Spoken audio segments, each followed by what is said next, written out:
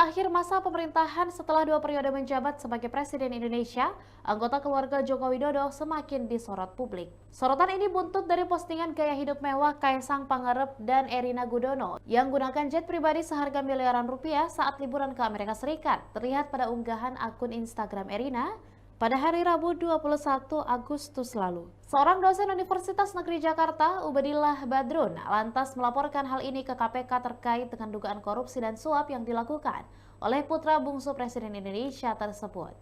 Kejanggalan seperti hilangnya data pesawat jet pribadi yang digunakan Kaisang beberapa hari setelah kasus ini viral juga makin memperkuat spekulasi publik. Koordinator Masyarakat Anti Korupsi MAKI, Boyamin Saiman juga turut melaporkan Kaisang ke KPK setelah mengantongi nota kesepahaman antara pemerintah Kota Solo dan salah satu perusahaan e-commerce, di mana perusahaan e-commerce ini yang disinggung Boyamin sebagai pemilik pesawat jet pribadi yang digunakan oleh Kaisang dan Erina. Boyamin juga meminta agar KPK menangani kasus ini dengan lebih mendalam, termasuk meminta klarifikasi dari putra sulung Jokowi, Gibran Raka Buming Raka. Demikian Tribun Hot News kali ini, dan jangan lupa saksikan berita lainnya hanya di kanal YouTube dan juga Facebook Tribun Timur.